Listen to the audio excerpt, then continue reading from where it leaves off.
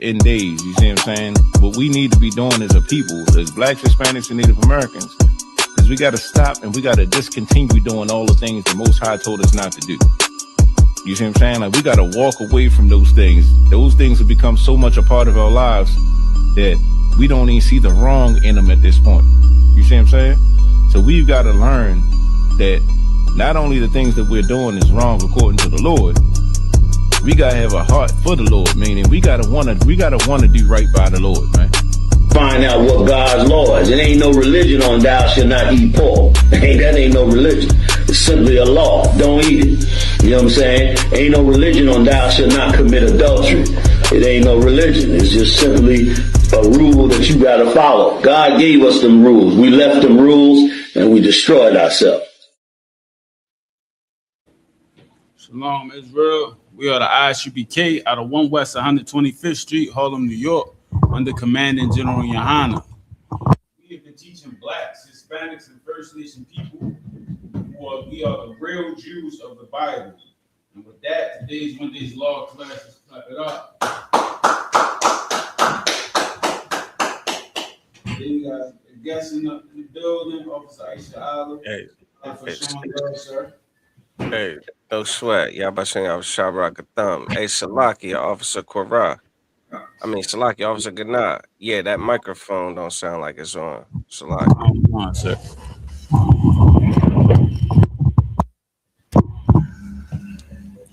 Let me check.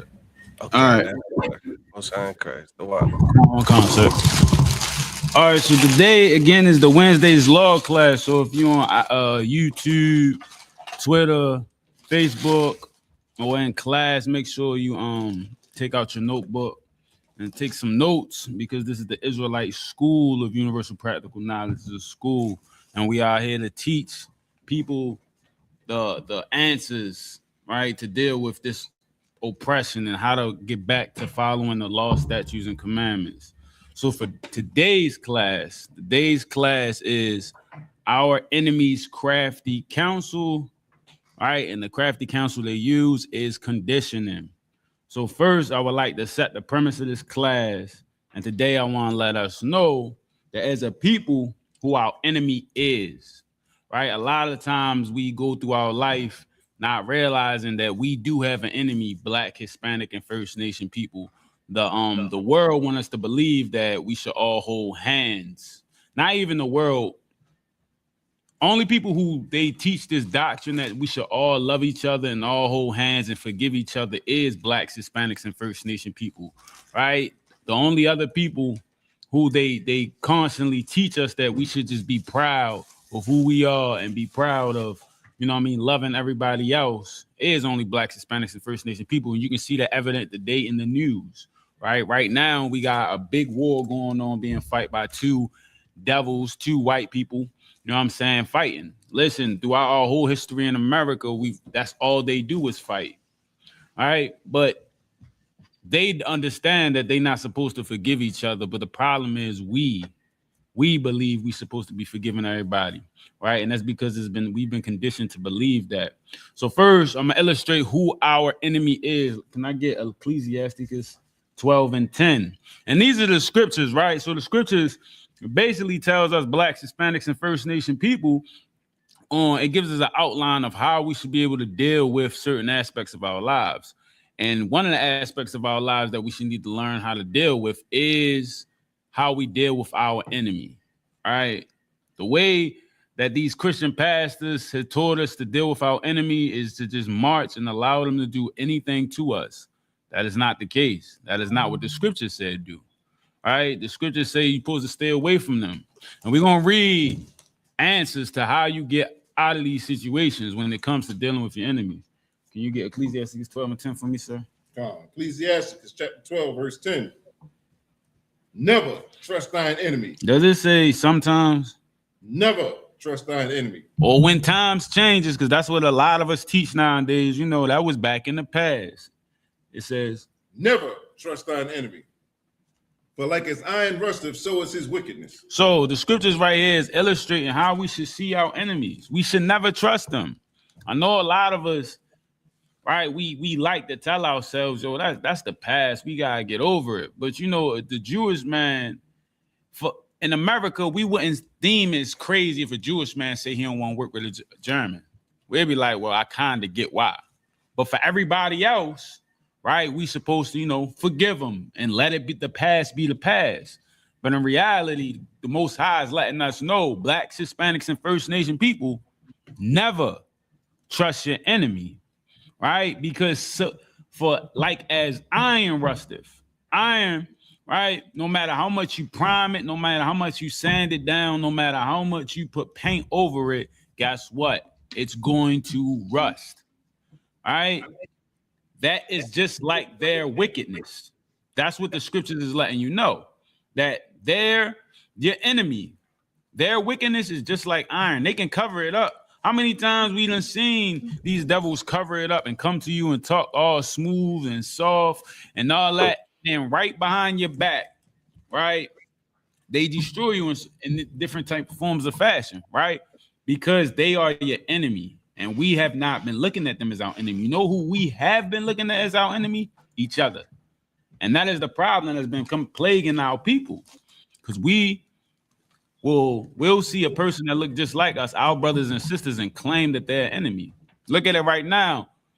Our Hispanic brothers and sisters are having a hard time in America. They being hunted by the border. They being put in cages, right? And a lot of us, Blacks and Hispanics, will sit there and say, well, they are here illegally. And what's happening to them is rightful. That's what we will believe. But understand this. Those are our brothers and sisters. And it's not what, first off, these devils done came over here and they immigrants, they daggone selves. Conquerors came and unlived so many of our people. Who are them to tell our brothers and sisters who've been here that they can't be here? Right? That's one thing we got to really understand. All right. So the scripture says, never trust thine enemy, for like iron rusteth, so is his wickedness. That's what the scriptures is telling us, how we should deal with our enemies, not hold hands, not do sit-ins and get spit on and get sprayed with hoses and walk, not march miles and miles just for a peaceful protest, not go outside and hooping and hollering, you know what I'm saying, and screaming and praying that someday they see you as equal. The scriptures is letting you know right now that you should never trust thine enemies, right? You got something to say? Hey, so like, if I could, like, I just want to add on to what you said. Like, not only they are illegal immigrants. You see Right. what I'm saying? Come. Like, they came over here. And listen, they didn't come over here peacefully. Right. They came over here. They unalived. Right. They SA. They did all types of crimes against our people. You see what I'm saying? And at the end of the day, they hold themselves not guilty. You see what I'm saying? Like, this is how you know that they are the devil that the Bible speaks. That's of. right. You see what I'm saying? Like, they are illegal immigrants out. Right. That should not be here in the first place. Come. And they call it, you know what they call it? Manifest destiny. They actually say the Lord wanted this. You see what I'm saying? Right. That's all I got. And that's heavy what you bringing out. And that's what they truly believe. And the sad part about it is they have our people believing that. A lot of our people will sit and say we wouldn't be in the conditions we would be in if it wasn't for the devil, the oppressor. I remember somebody said, well, look, we can vote now. We got an iPhone. We can go get a job. Look at the basketball players in the NBA and how much money they making. Right? We supposed to take that little nugget and be proud. Nah, that's not the case, man. They are our enemies. Right? So because we chose to trust our enemies, we as a people, we have lost our identity. We have lost our culture. We have lost our customs.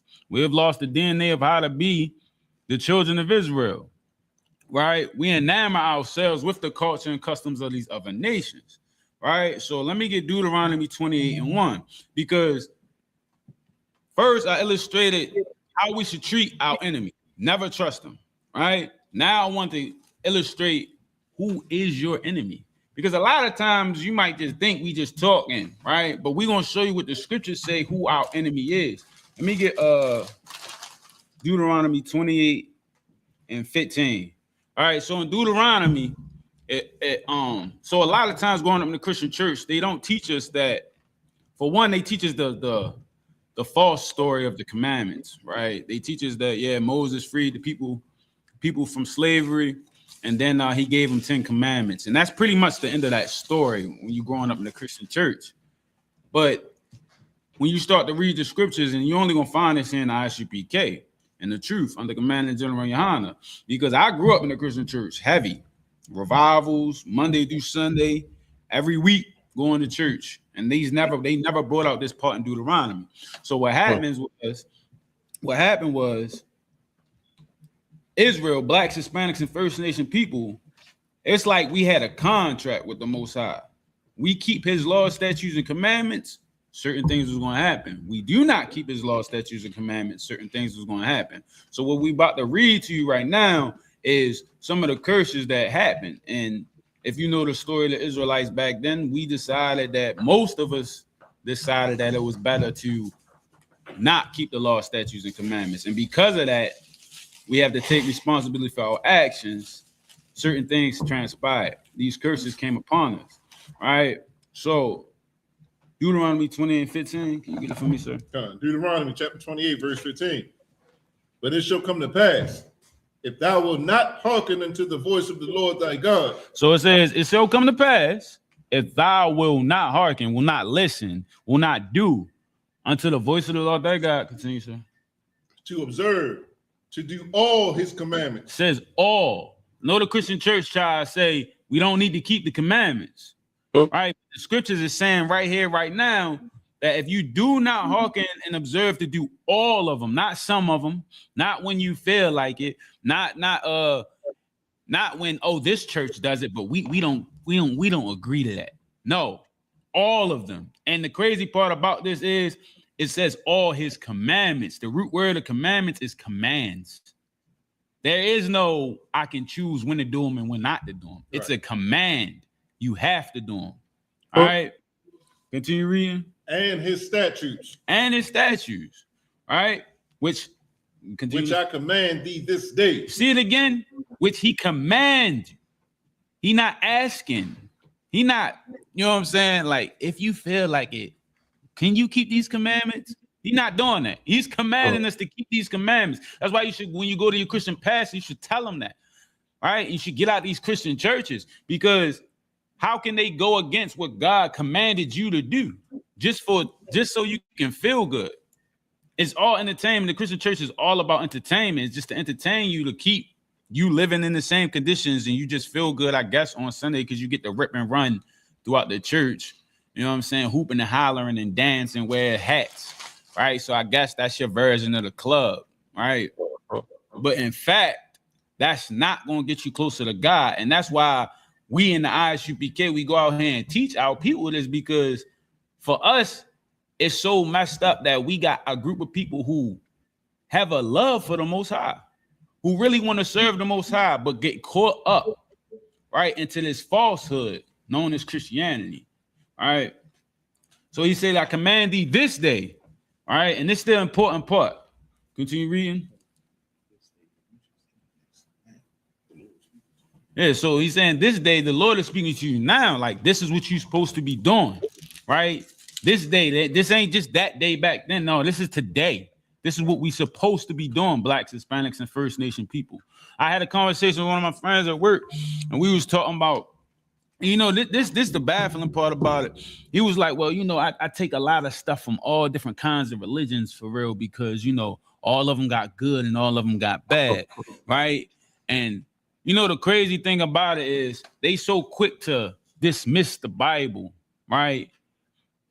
But every little one of his things was, well, you know, I be listening, and like this one book I read, it was like how to become a superior man, right? And he like, well, you know, I read that book and I got that, I'm supposed to be the man of my household. I said, hey, yo, bro, you know where you learned that at? He like, where? I said, in these scriptures. Because everything that you think you learning that's good, it only come from these scriptures. Right. They might word it differently. It might come from a different author, but guess where he got it from? Right. These scriptures. This is the answer, Black, Hispanic, and First Nation people. It's not none of these other outreaches and all these other groups and these trains of thoughts. No, it's all in this book. How you supposed to live, how we supposed to care for each other, how we supposed to serve God, and how we get closer to God is all in this book. Nothing else.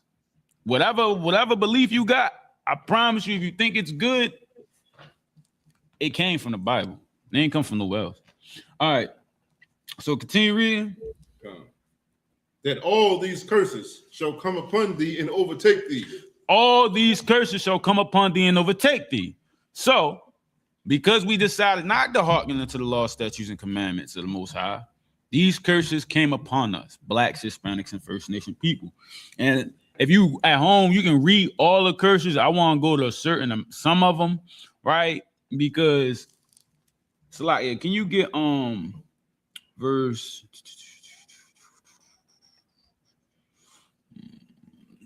Should be a sign. Shall be a sign. Which one? Which one should be a sign? Oh, let me get 46 real quick. Oh yeah. Hey, so you can check the comments, sir. Deuteronomy chapter 28, verse 46. And they shall be upon thee for a sign and for a wonder, and upon thy seed forever. So this is why this is one of the heaviest scriptures to me, right? Because it says, these curses shall be upon thee, us, Blacks, Hispanics, and First Nation people, for a sign. What is the purpose of a sign? It's to illustrate something. When you got a sign that says no trespassing, right? It allows you to know, do not trespass. When these curses, they come upon us because it's a sign to the other nations of who we are. And there's certain things that why we going through these things because we chose not to follow the law, statutes, and commands. Because what we forget is we're supposed to show the whole world how to act. Right? When we do what we're supposed to do, we show the whole entire world how to act. We are a sign like, oh yeah, them over there, that's how we supposed to act. The problem is we got the bad end of the stick at this point in time because we chose not to follow the law, statutes, and commandments, right? And the Most High is punishing us like a father should, right? We chose not to listen to his commandments. Well, then we got to reap the repercussions of that, right? So, all right, so these are a sign, all right? So let me get 68. Salaki, so can I get 68? Deuteronomy chapter 28, verse 68. And the Lord shall bring thee into Egypt again. So Egypt is another word for bondage, right? So the Most High is saying he's going to bring us into bondage again. Now, another thing that you might not understand when it comes to Israel in the Bible, one thing that Israel kept going through because they kept not following the law, statutes, and commandments was bondage. Israel kept going into captivity, right? This is something the Christian pastors ain't going to teach you. The history of Israel is, we done did some great feats, but we done fell short. And we keep going into captivity, right? So the Lord shall bring thee into Egypt again, into the house of bondage again. Continue reading. With ships, right? The transatlantic slave trade, this is right here in the scriptures. Think about it, Blacks, Hispanics, and First Nation people. Imagine if you would have heard this in church. Right, how your thought process would have went. I was sitting in church questioning a whole lot of stuff. I'm like, yo, hold on, bro. Like, why everything gotta be white? Like Christ white, the disciples all white. Then I'm asking questions like, well, if we supposed to be following the same thing that Israel people supposed to be following, where they at? Christian pastors like, they around here, right? Imagine do you find out that transatlantic slave trade was in the Bible, right? What that would do for us as a people. We will realize like, yo, that's us. The people that deals with God in this whole entire Bible, right? That's us. All right? Continue reading, sir. It's like, God. By the way whereof I spake to thee, thou shalt see it no more again. Thou shalt see it no more again. So they're going to take you from your home and you're not going to see it again. Blacks, Hispanics, and First Nation people, we haven't gone home. Us as a nation of people. We got people who travel to our home. Right now, we got devils fighting over their home. That's not even their home. Right? They both all gonna get out of that kingdom soon. You know what I mean? When Christ come back, that's not their home. You know what I'm saying? We never gonna see it again. Continue reading. And there ye shall be sold unto your enemies for bondmen and bondwomen, That right there is the whole story of slavery. That's the story we was taught growing up, right? Even in school, we was taught we were slaves. Sold here in America as slaves. That was our story. This is our story, Blacks, Hispanics, and First Nation people. That Bible that's in the house right now, that's collecting dust at the top of the closet, on the kitchen table, right? In the cabinets, dust it off and realize this is your history book. This ain't a religious book. This is about Blacks, Hispanics, and First Nation people and what they've been going through and what they're going to go through, you know what I'm saying, and how to have their own customs, culture, and their own DNA. This is right here in this book. It's nothing else. All right. So let me get come on. Oh yeah. And no man shall buy you. And no man shall buy you. I know we like to look and think like, you know, who is it? Marcus Garvey and Martin Luther King. They all gonna get us out of these conditions. Malcolm X, they all gonna get us out of these conditions, right? Louis Farrakhan, you know what I'm saying? We look to all these people to get us out of conditions. Guess what, Blacks, Hispanics, and First Nation people? Nothing changed. We still here. Why? Because the Bible said if we didn't keep his laws, statutes, and commandments, these things will happen. And no matter how mighty you might think that man is, the Most High said this will happen. No man will buy you. No man will buy you, right? No man gonna be able to redeem you, Blacks, Hispanics, and First Nation people. All right. So understand that. And this is why you should really be fed up with Christianity. But I'm gonna get into why we not fed up. I know we hear it a lot that you should be fed up, but there's a reason why you not fed up. All right. And and let me get because maybe that might not painted a good picture for you Blacks, Hispanics, and First Nation people. They might be like, well, you know, it could have been somebody else who went on ships. Let's just talk about more stuff that happened to us, right? Let me get verse 32. Because we know this. We done seen this all the time. Deuteronomy chapter 28, verse 32. Thy sons and thy daughters shall be given unto another people, and thine eyes shall look and fail with longing for them all the day long, and there shall be no might in thy hand. How many times have we seen old slavery movies or read articles and stories about the slave masters selling our children off? One of the most atrocities that I like, it just destroys my soul, is that they fed our babies to gators, right? They would take our children and just sell them. This is right here speaking of that in the scriptures, man. I always tell people, man, listen, the scriptures got everything in it, especially Blacks, Hispanics, and First Nation people. Everything is in it. Everything that has happened is in it. This is our story. We're the ones when the slave master came and snatched our kids, and we longed for them, hoping and wishing we could find them. They down Mississippi somewhere, right? And we couldn't do nothing. Imagine right now, Blacks, Hispanics, and First Nation people, we fierce when it comes to our children. A lot of us will fight to death when it comes to our children. Imagine them taking your kids, and there's nothing you can do.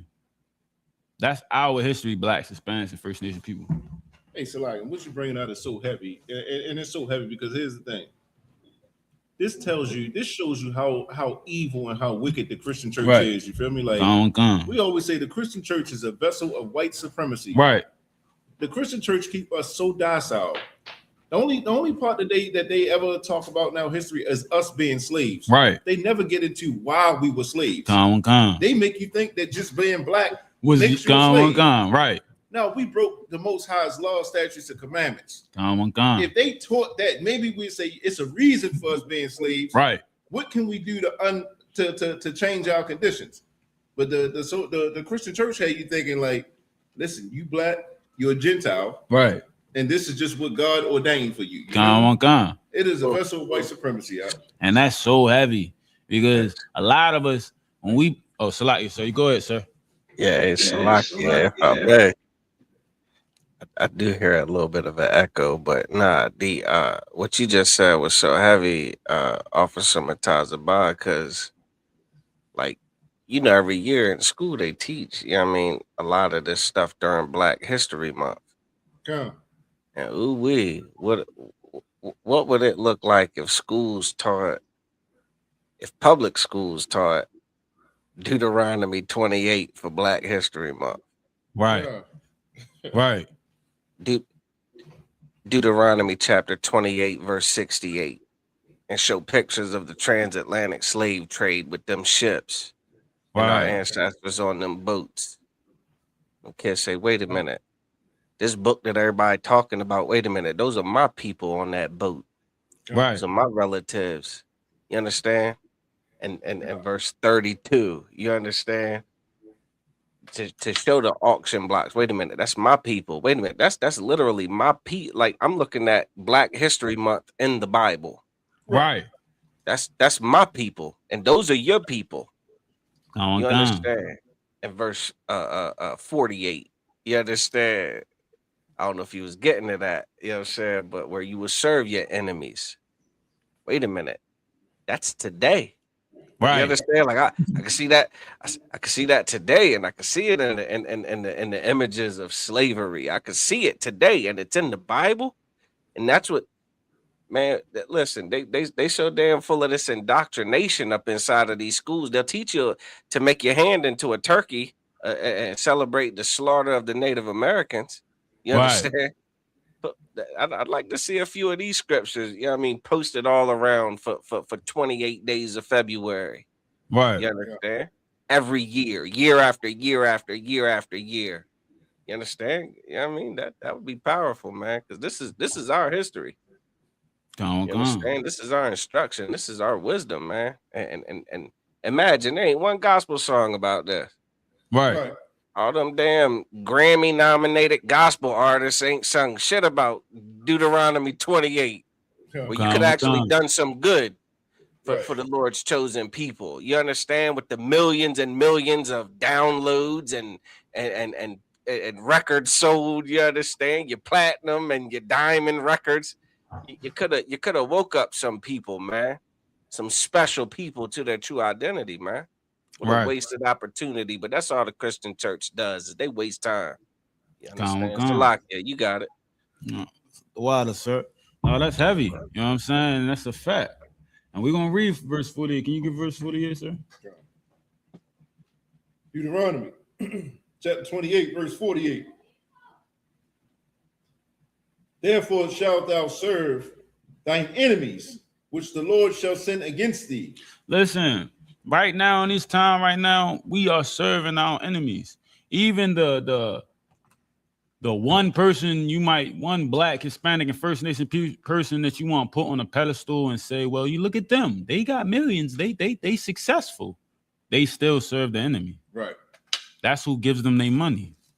Right. How many times we've seen all our celebrities or musicians, right, when they finally realize like what they have done to get that money, because they serving their enemy. You got to give up yourself, your culture, your way of life to serve them. Right. This is in America. And then that's why when it comes to integration, it's just that's how it even destroyed us. See, like when I mean Crafty Council is crazy, when they come up with the idea of integration, when we had our own stores, we had our own communities, we had our own things, and then we decided, you know what, let's be equal to them, which never made sense. Now we gave it all away. We gave it all away. So now if you want to become a barber, back then you could have had your own barbershop. Now you got to get a certificate from your enemy. Then he got to approve that you got a good shot. Then he might just be like, you know what? I'm a break you. I'm gonna destroy your little shop because we want to build houses over here. All right, you're just gonna have to pack up and move. That's us serving our enemy in every aspect. Blacks, Hispanics, and First Nation people, we realize that we serve our enemy, and there's only one way we can get out of these conditions, and it goes back to the beginning: hearken unto the laws, statutes, and commandments of the Most High, and do them. That's the only way. That's why the Christian pastors fight so hard to get you not to keep the law. That's why so many sermons they preach about not keeping the law. I always wanted to ask one of the Christian pastors, yo, what's wrong with keeping the law? If it says do not lay with if a man should not lay with another man, why is that wrong? If it says do not, touch children, why is that wrong? If it says does not steal and does not unalive a brother, do not sleep with his wife, why is that wrong? You know why it's wrong is because it goes against white supremacy. It goes against America. It goes against our enemies' views and how their lifestyle is. And all the Christian pastors and all they doing is teaching their doctrine, but just putting a black face in front of it. We need to wake up Blacks, Hispanics, and First Nation people. And the only way to do that is to get in the truth. And the ISUBK under Command and General Yohana and keeping these laws, statutes, and commandments. That's how you gonna do it. That's right. All right. Oh yeah, you can continue reading. Sure.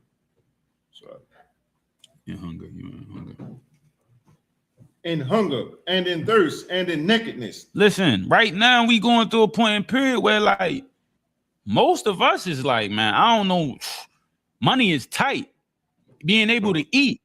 How many of us depend on like our jobs where if we lose our job for a week, it's gonna be a problem, right? When it comes to food, we had cities. What was it back in what was a couple years ago? What was it, Gary, Indiana? They didn't even have running water. Couldn't even drink water. I mean, Flint. Yeah, Flint. Damn they right. still can't. You know what I'm saying? This is a problem that we are facing as a people. You know what I mean? We wasn't able to in hunger and in thirst. Then it says, and in nakedness. We get all our clothes from them. Their idea of fashion is what sells. Like if you ever one day just look at the fashion shows, it's a hypocrisy. It's terrible. But to them, it's popping. And guess what? We so conditioned to think that they know about fashion. We want to wear it. How many men out here wearing purses now? Right? Wearing whatever dresses now. Right? And we'll say it's fashion. Why? Because the devils told us it was fashion. And we so conditioned to think that everything they say is right.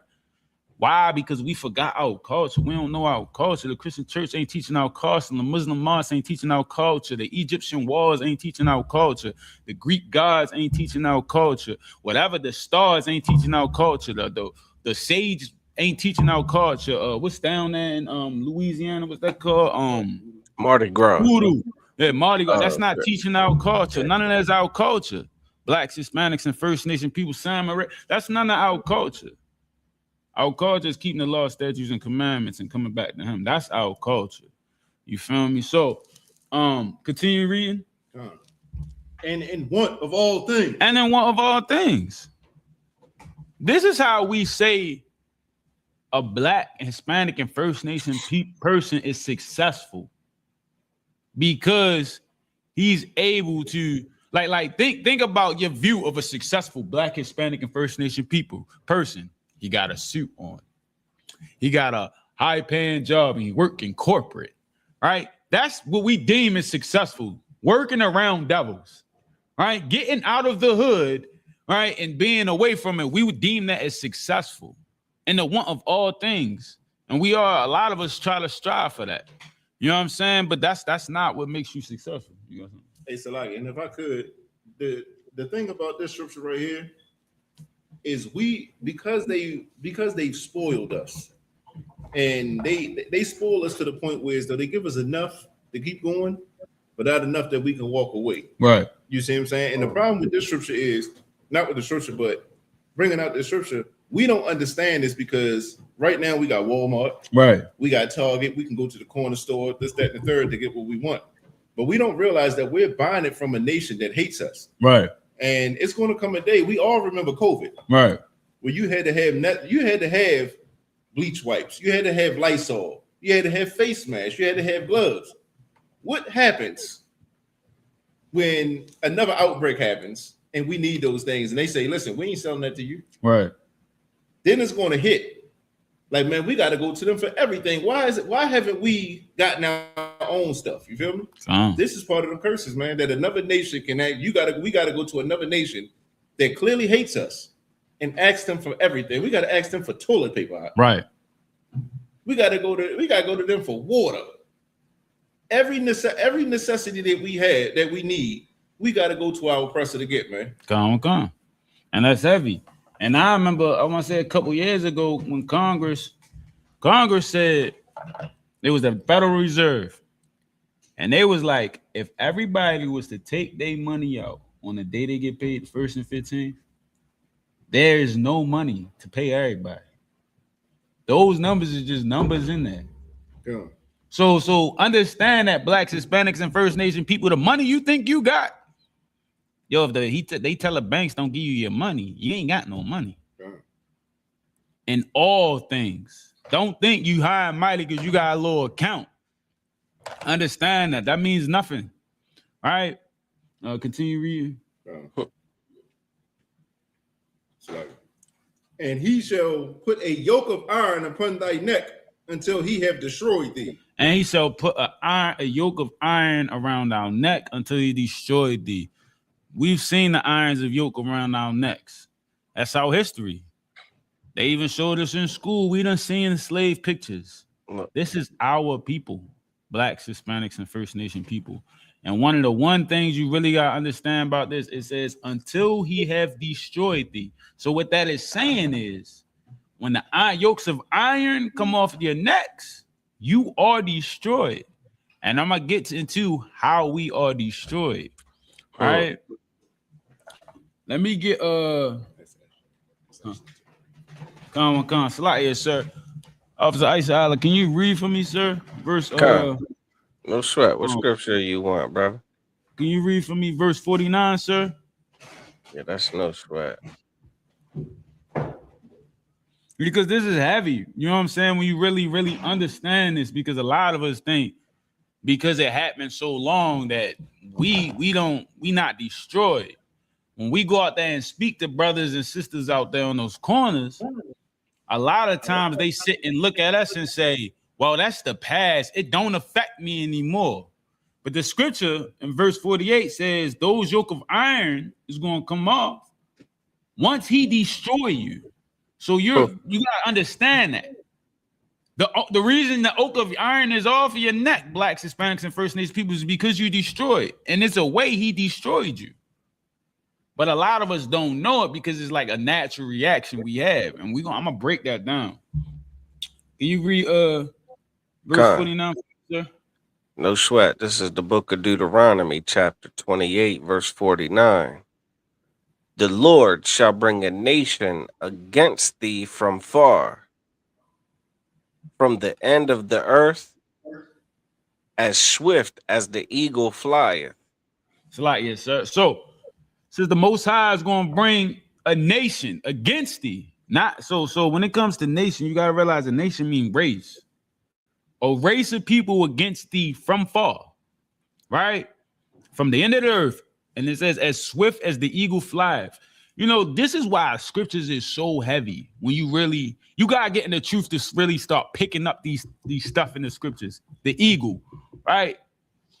Almost every devil, nation or country or whatever you want to call it, you know what they symbol almost of all of them are? It's the eagle. Right. It's the eagle. Almost every one of them. Germany, Britain, the US. I remember looking it up. Listen, most of them all have an eagle as their the Rome. Remember Rome had the golden eagle, right? This is they love their eagle, right? That's America's bird, and it's crazy that the scriptures uses that the eagle is the eagle flieth. You know what I'm saying? Continue reading. A nation whose tongue thou shalt not understand. Listen, man, English is pretty much considered like one of the newer languages.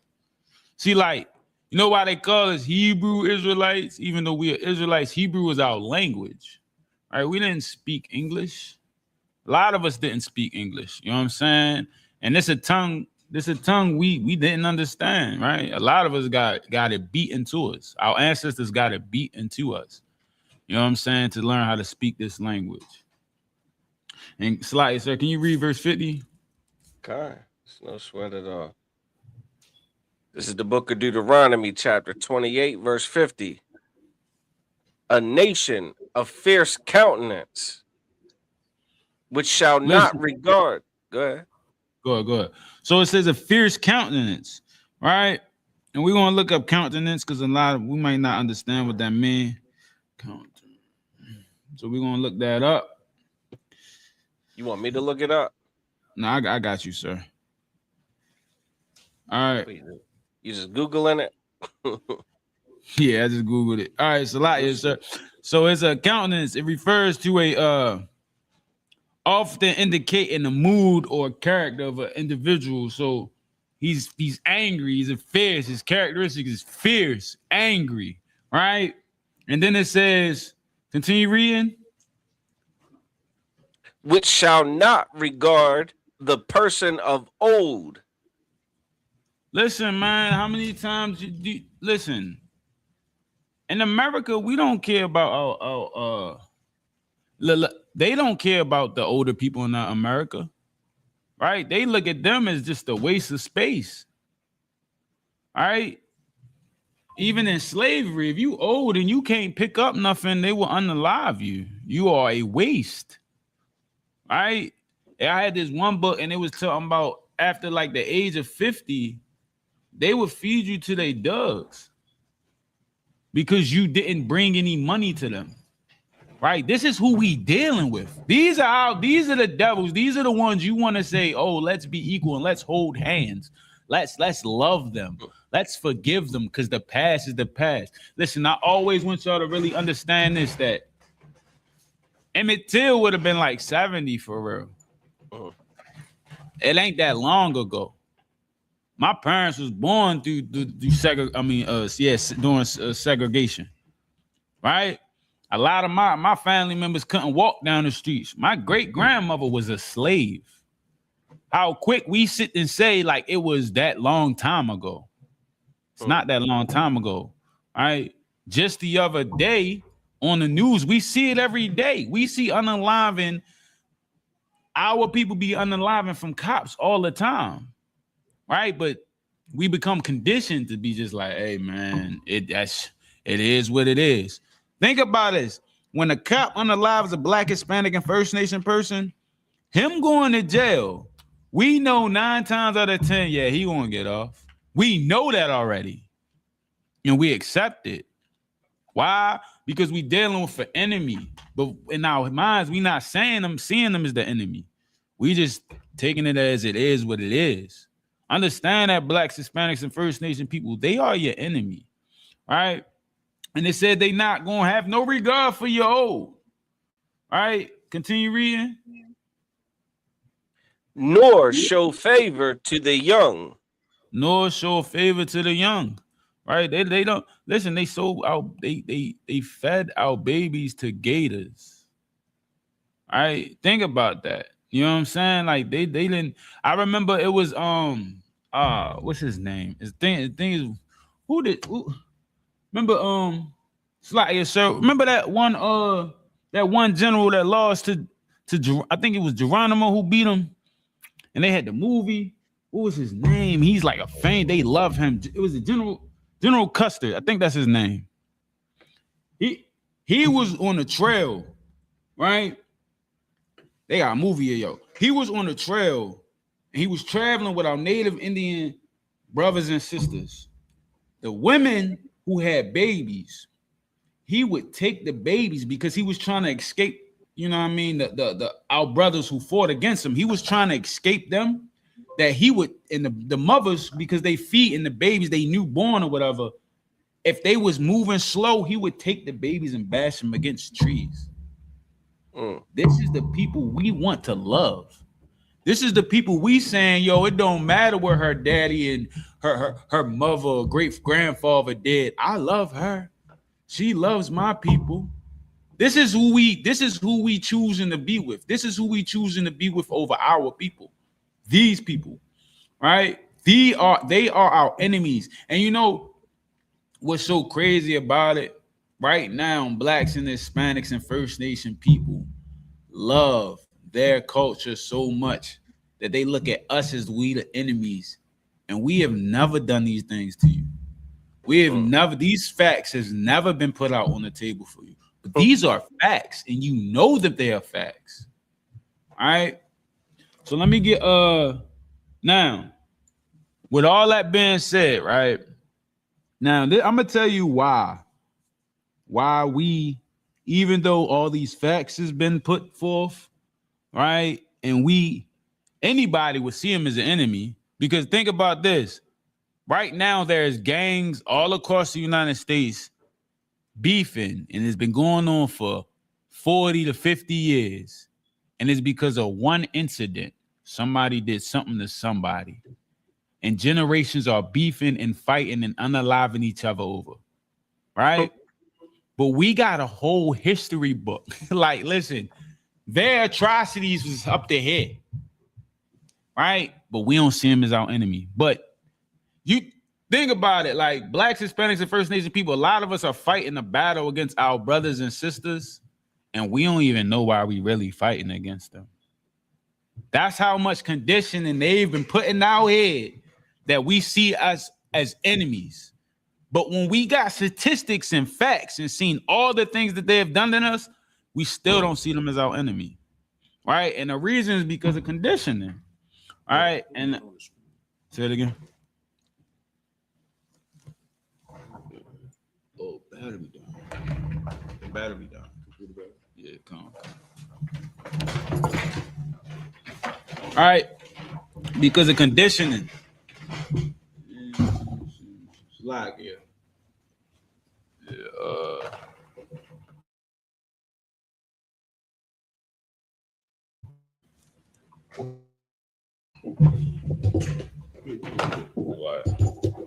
So I'm gonna read you the definition of conditioning, right? Because a lot of us really don't understand that the reason we are going through these problems, and the reason when Blacks, Hispanics, and First Nation people about our devils, why it's like something in us to like not see them as our enemy. All right, a lot of us don't really. Hey, Salakia, Officer Gana, can you hear me?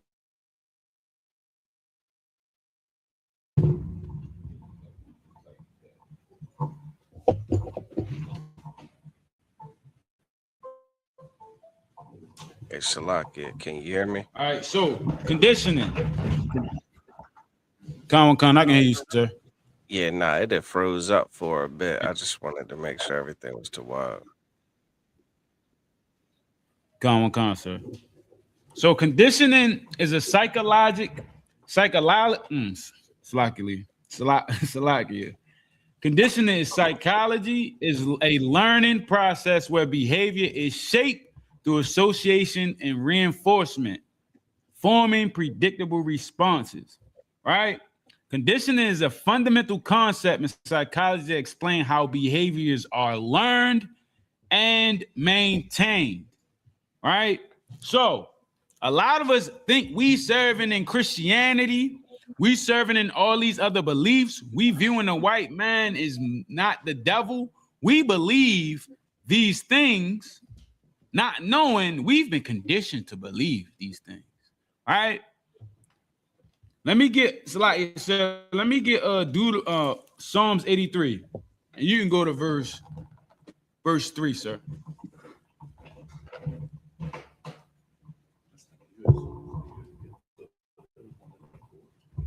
There you go. Went off. Yeah, it was just right here. All right, we just want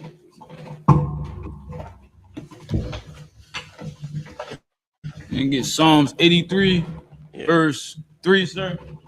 No sweat. I'm ready when you are. Just let me know. Yo, read. Come on, sir. You can start reading. All right. This is the book of Psalms, chapter 83, verse 3. They have taken crafty counsel against thy people. So the they in the scriptures, if you read the verses before, it's all the nations of people, right?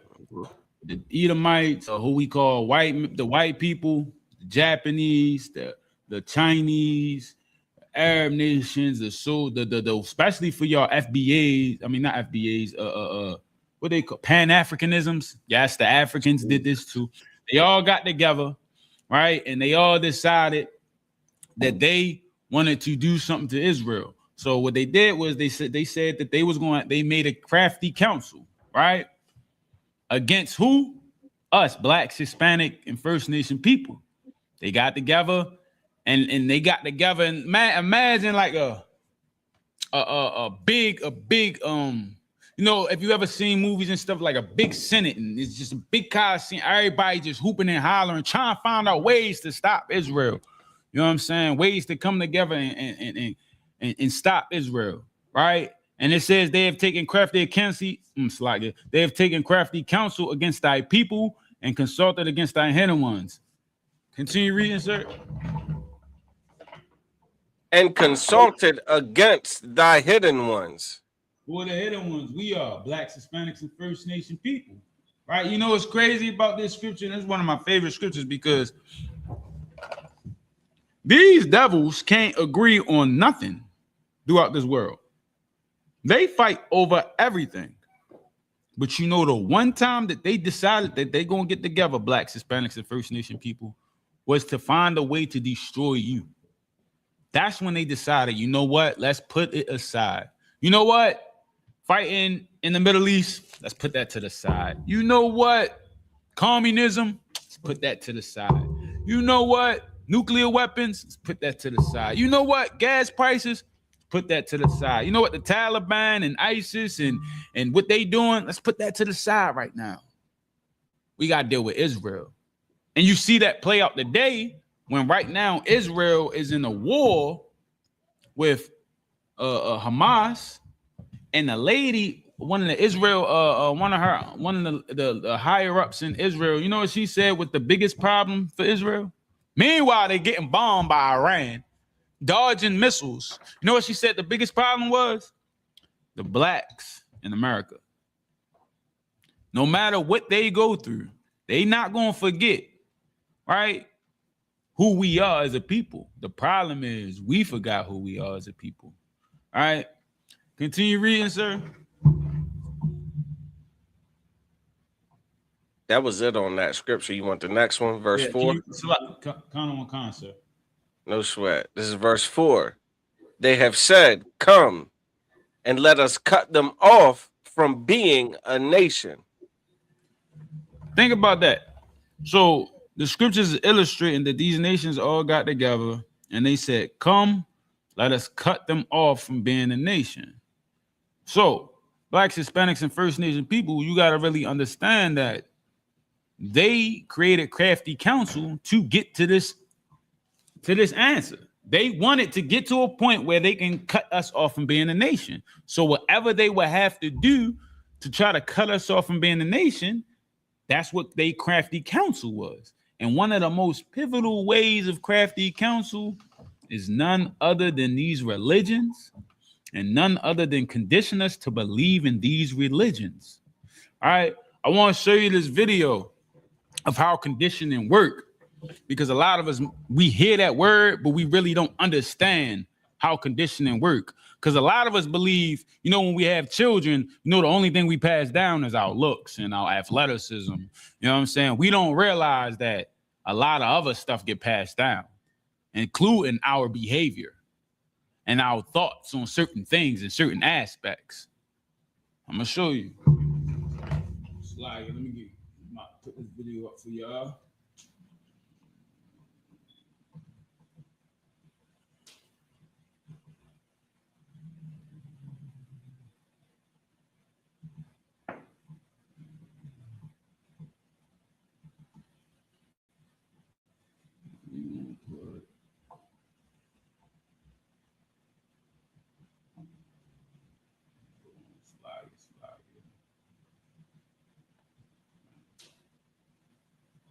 Once upon a time, in a well-lit scientific...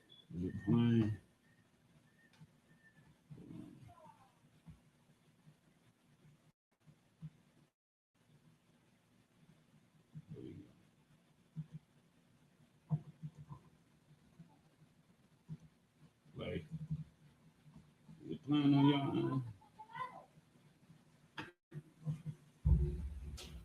Once upon a time, in a well-lit scientific laboratory, 5 monkeys were placed in a large cage. Inside the cage, a ladder stood tall in the center, leading up to a bunch of ripe, golden bananas hanging from the ceiling. The monkeys were restless, their stomachs growling with hunger.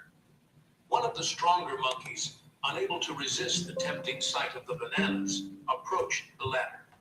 He cautiously placed a foot on the first step, and then another. But as soon as he climbed higher, an electric shock surged through the ladder. With a painful yelp, he jumped back down. At that very moment, water sprayed from the ceiling, drenching all the monkeys in the cage. They screeched in protest, shivering from the cold water. Minutes passed, and another monkey, hopeful and eager, decided to attempt the climb. He too was met with the same fate, a painful shock, a yelp, and a downpour of cold water upon the others. The monkeys quickly realized that trying to climb the ladder meant suffering for everyone. Soon, none of the monkeys dared approach the ladder. The bananas remained untouched. Then, the scientists overseeing the experiment introduced a new monkey into the cage. This monkey had never experienced the shock or the water spray. Upon seeing the bananas, he excitedly moved toward the ladder. But before he could even touch it, the other monkeys shrieked and attacked him, dragging him away. The new monkey was confused. He didn't understand why he was being stopped. Time passed, and another new monkey was introduced. Just like before, he attempted to climb the ladder. But this time, even the previously introduced monkey joined in stopping him, despite never experiencing the shock or the water spray himself. One by one, the original monkeys were replaced. Eventually, none of the monkeys in the cage had ever experienced the electric shock or the water spray. Yet, none of them dared to climb the ladder. They had learned to follow the group, enforcing a rule they did not understand. In the observation room, 2 scientists watched the experiment unfold. One scientist turned to the other and remarked, "They don't even know why they're doing it anymore." The other scientist nodded. "Welcome to cultural conditioning." The monkeys continued their routine. All right, so as you can see in this video, right? Let me remove it from the screen. So like, give me a second. Let me remove this real quick.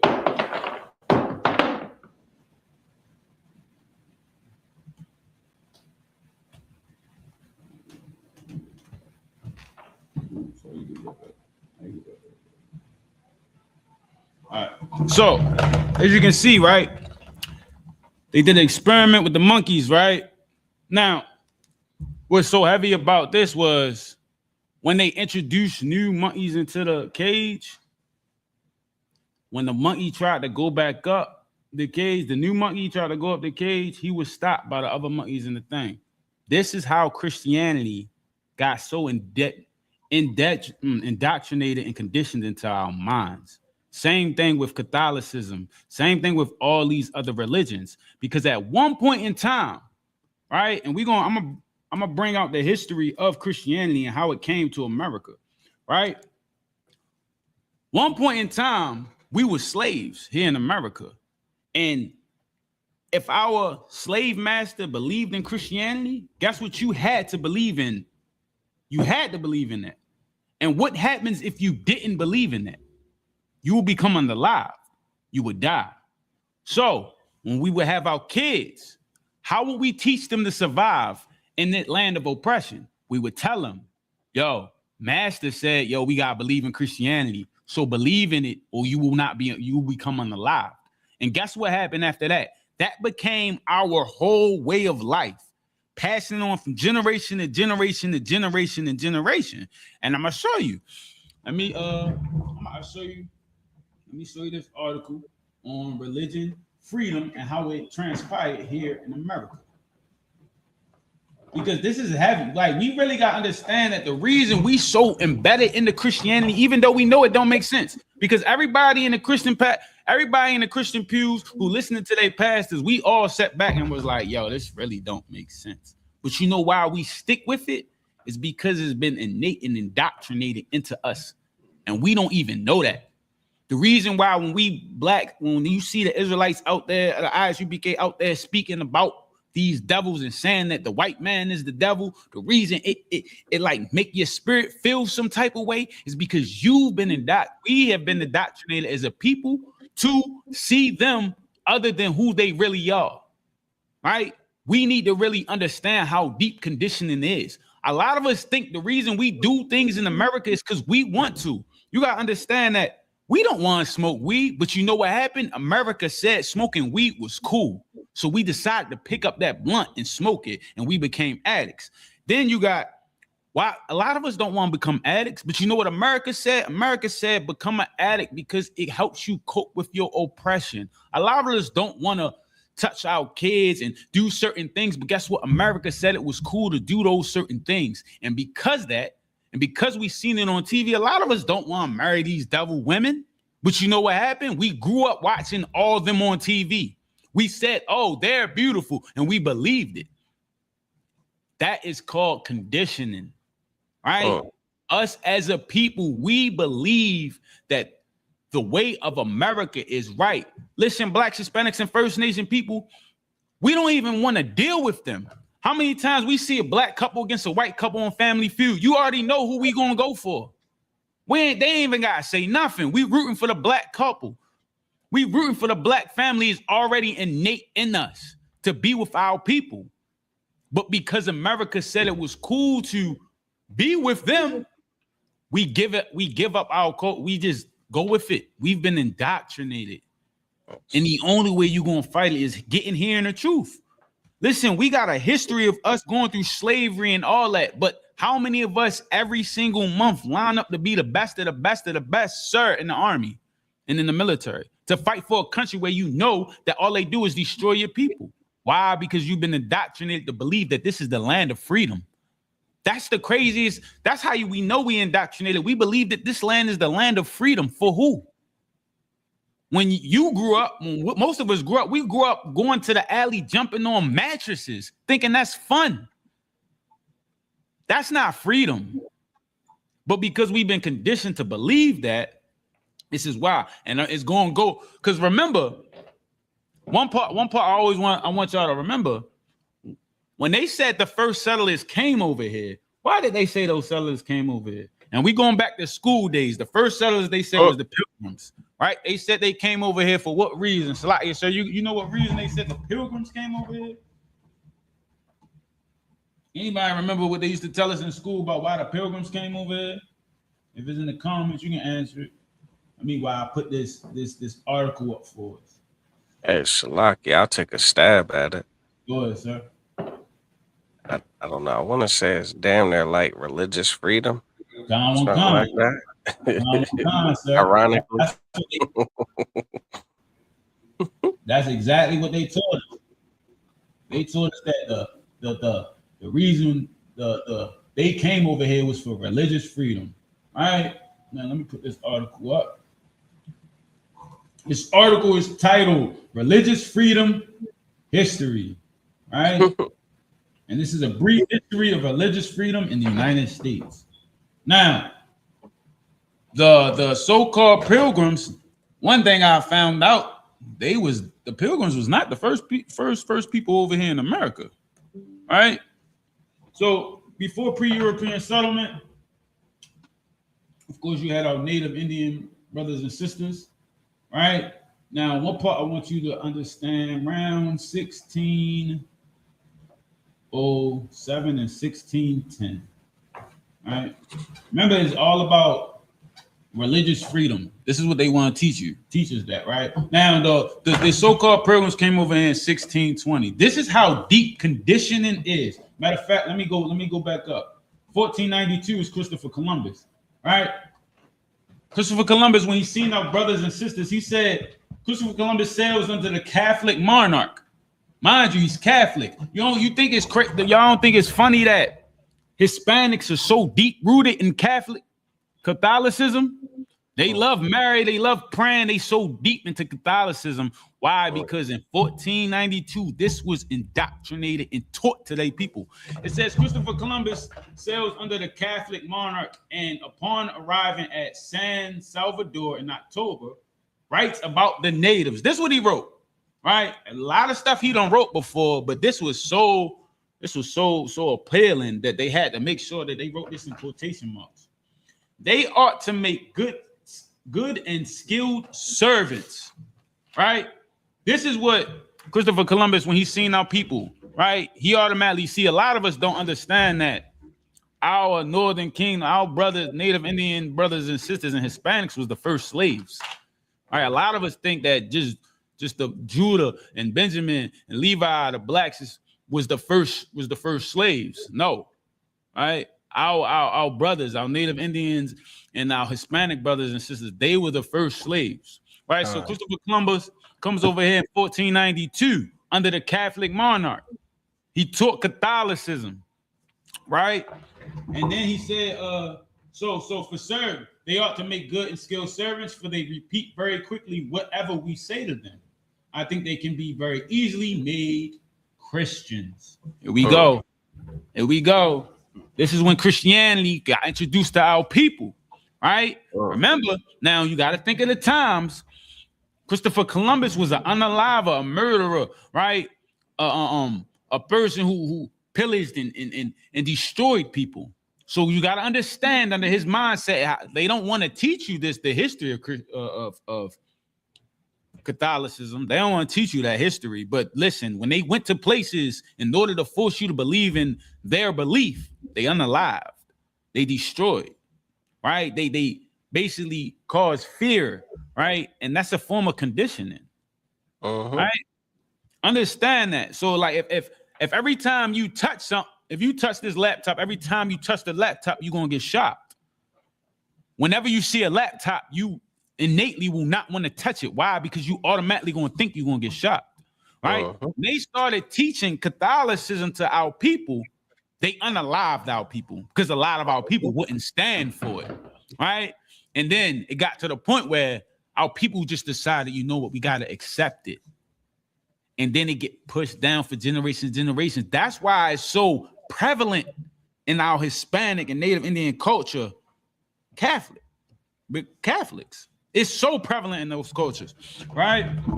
All right, so now 1607, the oath, before sailing for Jamestown, the oath is taken, declaring the Pope has no authority on immigrants. This is where they come up with this lie that when the Pilgrims came over, because the Pilgrims came over in 1620, right?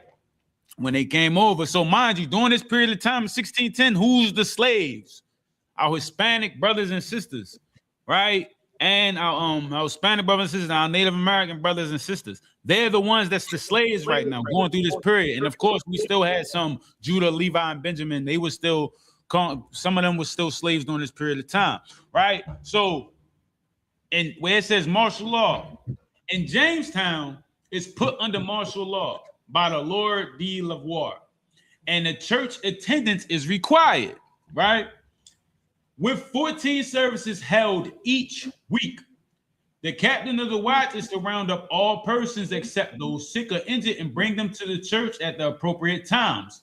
The laws prescribe a range of punishments for those who fail to attend the services, as well for the minister if he fails to conduct the service. Missing one will cost the settler his ration food for the day. Additional absences receive increasingly severe punishments and can result in death. During this period of time, if you did not show up to this service, you will die. Now, this is for the devils. What you think they was doing to their slaves if they didn't believe in this? Understand that Blacks, Hispanics, and First Nation people, this doctrine that you want to cry and hoop and holler and run up and down the street and confess that you the prayer warrior you are and God knows your heart and all these Christianity's tropes, right? It means nothing. This was doctrine. It was put on you, Blacks, Hispanics, and First Nation people. We're going to continue reading because right now we're reading about Catholicism. But a lot of us will say, guess what? But my pastor is black, and we do our stuff a little different because we Baptists, right? Because a lot of us was Baptists growing up, or because Baptists come from Protestants. A lot of us is Protestants, right? Well, I'm gonna show you that them too was from the devil. They also created that. Your whole doctrine of Christianity is white supremacy. All comes from them. So let's go down. Let's go down to where's the big? No. I want to say the murders came in.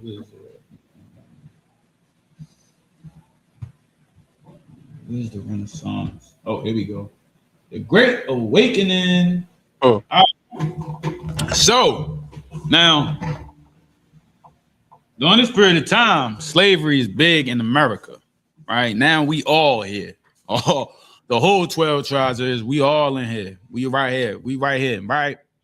And the first Great Awakening happened in the 1730s.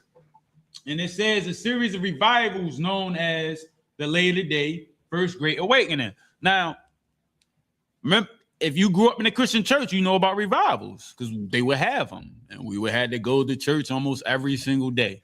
Right? This is where they got that idea from. This ain't got nothing to do with the Bible, and this ain't got nothing to do with the Most High and Christ. This is their this is what they did, right? So it was a series of revivals known later as the First Great Awakening, challenging the authority of ministers, enhancing the power of laity, right, and place emphasis on an individual's religious experience. New denominations are founded, and young ones, here we go, like the Baptists. See, a lot of us believe Baptist is something blacks came up with during slavery. No, you're still following behind their belief. And we're going to show you who created Baptist, right? Now, mind you, while all this is going on, our people are still slaves, right? And of course, they still force this stuff on our people. And this is what by now, this is like 100 years later. So think about the generations, right? Think about, you know how like nowadays we teach our kids how it is to deal with cops. How you think the slaves, our brothers and our ancestors was teaching their kids how to deal with religion? What you think they was telling their kids? Like, yo, listen, bro. I know you might not understand Christianity, but listen, yo, you better comply. When masters say go to this revival, you better go. Why? Because if you don't, you will die. Listen, don't nobody like I don't think we really we will do so much for our children and our family in today's time. Why you don't think that they did the same thing for this? If they could save their sons, because remember we read the scriptures where they was longing for their children was getting snatched. You think these devils wouldn't snatch your child because he didn't want to show up to the service? Any reason to make the master mad, our ancestors made sure they would teach their kids to make sure, like, yo, listen, this is how you survive in these times. That's where we got, yes, master, Matt, we sick. Matt, what they he said when the master's sick, we said we were sick. Oh. We sick, right? Whole time he's the one sick, but we wanted to be on his good side so bad because of the atrocities and the evils and the things that they did to each other, right? We didn't want that to happen to our people. So the Baptist church got started. Now, mind you, again, let me tell you how evil they are, because not only was they unaliving you and doing whatever atrocity they could think of to our people to get them to conform to Christianity and Catholicism, that wasn't good enough. They also had to come up with an idea. They got together and made another crafty council. They said, yo, what if they decide that they can read? We got to make a book so that if they do read it, it will still make them docile. And I'm going to show you that book. It's called the Slave Bible, all right? me show you the slave Bible. This is the slave Bible. The slave Bible was created in 1807, right? The slave Bible. Let me go to the one part I want to talk about where it says.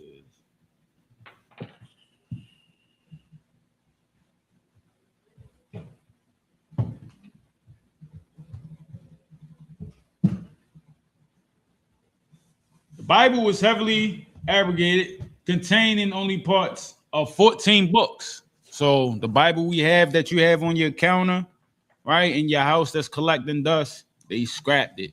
Gave you 14 books, Blacks, Hispanics, and First Nation people, right? With over 90% of the Old Testament, right? And about half the New Testament removed. You don't think it's always, and you probably won't understand, a lot of us don't understand this until we come into the truth, right? You don't think it was weird that they was always giving you pamphlets of just the New Testament nowadays, and we would accept them like it means nothing, right? How many we would just accept them, or when you ever talk to a Christian, they'll say, "Man, that's Old Testament. We don't need to worry about that's the Old Testament. Don't even like that's back then. Like, don't even read that. We just about the New Testament." Right. See, they think they're doing that because they came up with that idea. No, they didn't come up with that idea. It was indoctrinated in them through generations and generations. They gave you just the New Testament. That's why you so quick to stand up on the New Testament, because that's what they gave you in the slave Bible, just the New Testament. So when them preachers was preaching from back then and generations and generations and generations, you know what they taught? The New Testament. And I want to show you oh man. All right, where is it? Oh man. All right, so passages that could only inspire, they wanted to remove passages that could inspire hope for freedom, such as the Exodus, Blacks, Hispanics, and First Nation people.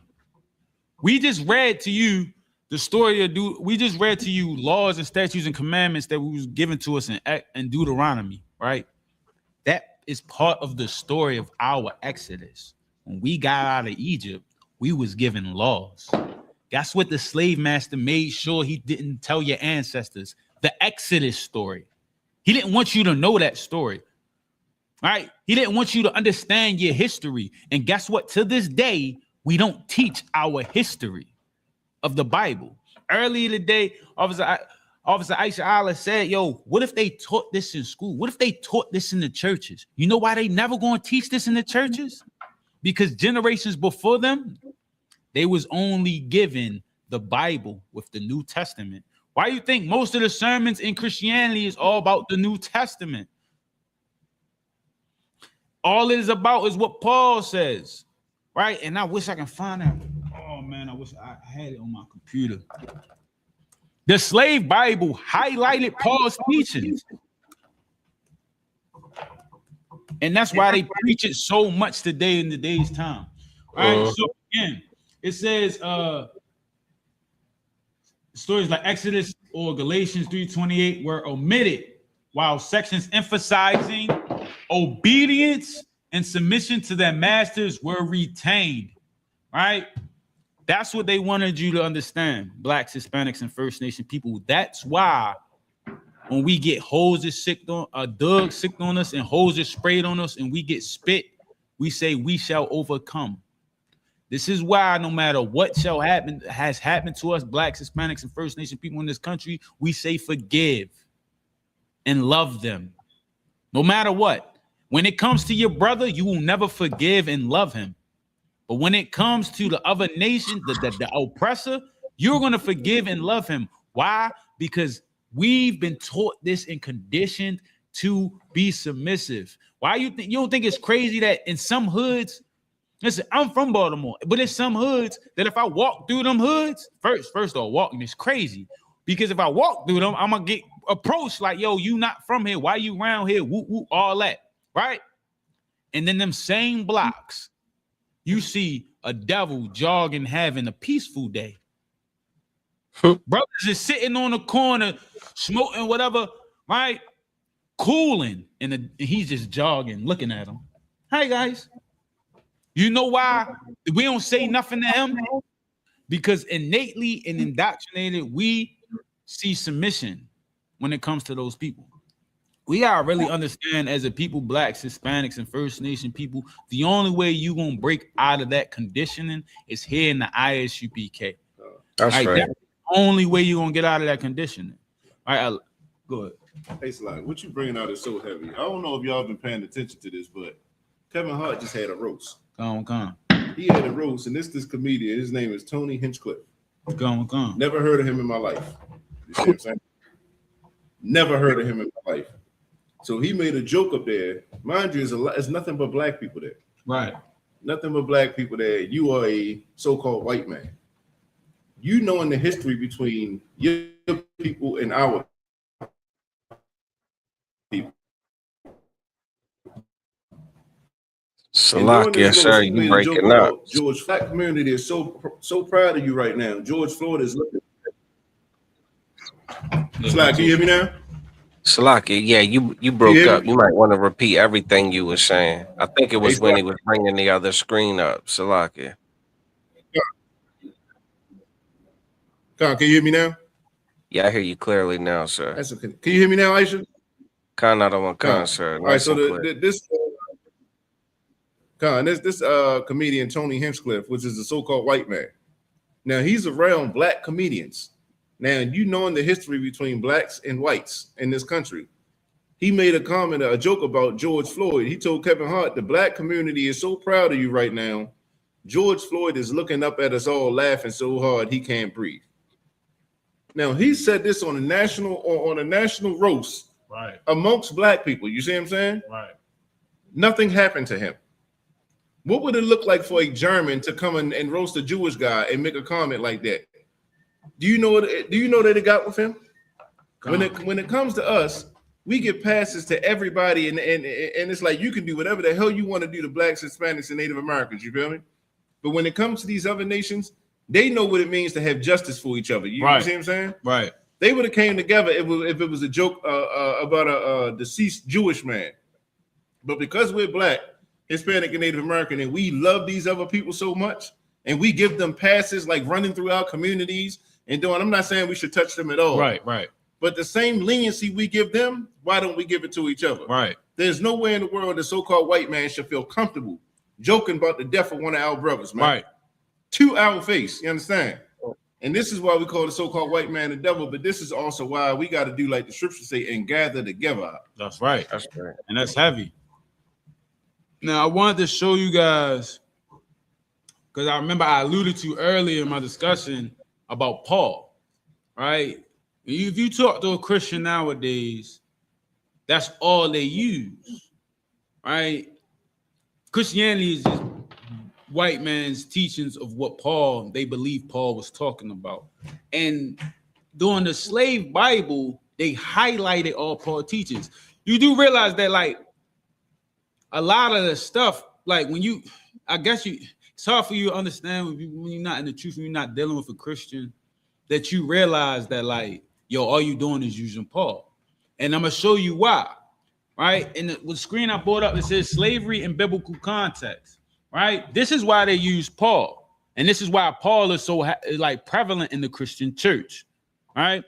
It says when Paul was writing much of the New Testament, about 80 or 90 to 90% of the inhabitants of Rome were slaves, right? According to this article, right? And it says slavery wasn't based on race in ancient Rome, but like it was in the 17th and 19th century, where it was the slave trade, right?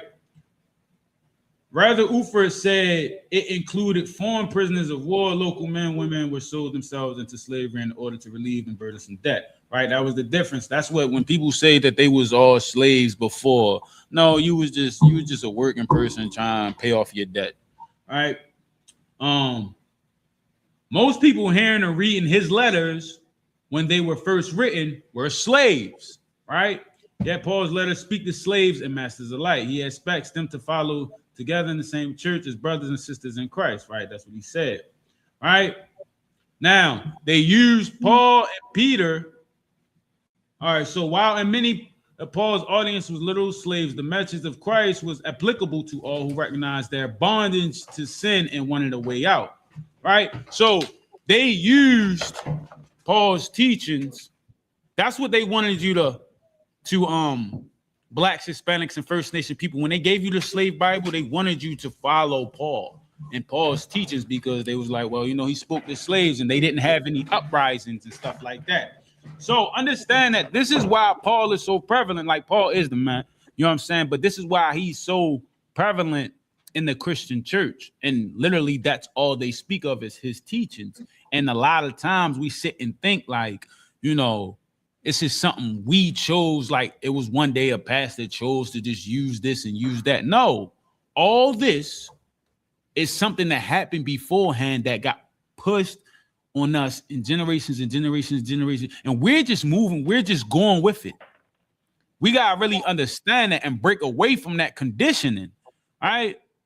From the 1492, when Christopher Columbus came over here and he enslaved our brothers and sisters, right, and taught them Catholicism, that is why they still have a hard time breaking from Catholicism now.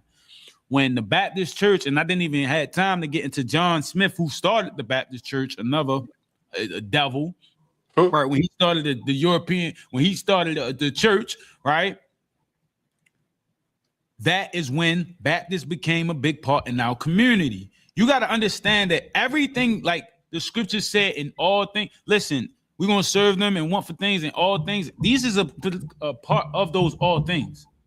These religions is not of what the Most High wanted us to have. What he wanted us to have is laws, statutes, and commandments, our culture, our custom. That's what he wanted us to have. These religions that you're fighting for, it's not because you're not fighting because you think this is right. You're fighting because it's been indoctrinated and conditioning you to believe that it's right. And the only way you're going to break out of that is getting here in the ISUBK, right? Under Command and General Yohana. That's right. Our two, and a lot of the brothers here, and a lot of sisters, we always just like you. At one point, believing it and willing to fight for it. Not realizing that, we've been conditioned to like that. We've been conditioned to feel that way. So with that, we're the ISUBK out of 1 West 125th Street, Harlem, New York, under Command and General Yohana. And we've been teaching Blacks, Hispanics, and First Nation people how to break that conditioning and realize that they are the real Jews of the Bible. And with that, I'm going to pass the class over to Officer Matazabah for the reading of the security announcements. Shalom, Israel.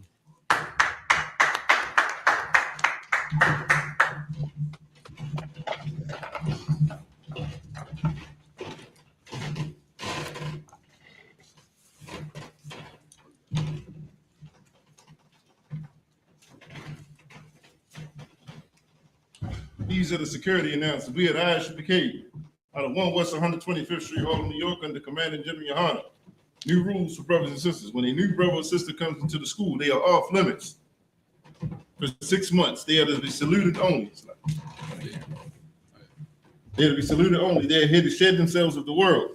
After 6 months, if a brother or sister has an interest in a particular person, he or she must get permission from the head to speak to a brother or sister. There's another 6 months in which the brother or sister will court each other. After this 6 months period, the brother or sister will get permission from the head to marry. Tithes, which is a commandment. You can find this in Numbers chapter 18, verse 21, and Malachi 3, verse 8 through 10, means 10th in Hebrew and is pronounced Mayashara. 10% of every penny of any increase the Lord gives to you, give to the Treasury Department or teacher. Priest fund, free will offering for priests, not mandatory, whatsoever amount you would like to give. Upcoming holy convocation. You understand? Just keep, just stay locked in for the next high holy day. You understand? Remind Akim and Akwakim to check on social media such as ISUBK.com, Facebook, Twitter, YouTube, and so on for ISUBK events and materials. If a brother wants to be a trooper in the school, then he has to start wearing all black, which includes black boots, shirts, pants, headband, or scarf. And with that, we're going to give a one courtesy salute to the teachers. Men of Israel, Madiam. Hey, Madiam Shabbat. Madiam, Barak. Yahweh Hashem Yahushua Brakatah. Yahweh Hashem Yahushua Brakatah. Yadi Matah. Saw, which means turn. Men of Israel, we're going to give one courtesy salute to the sisters. Men of Israel, Madiam Shabbat. Hey, Madiam, Barak. Yahweh Shema Alatham Hashem Yahushua. Yadi Matah. Class dismissed.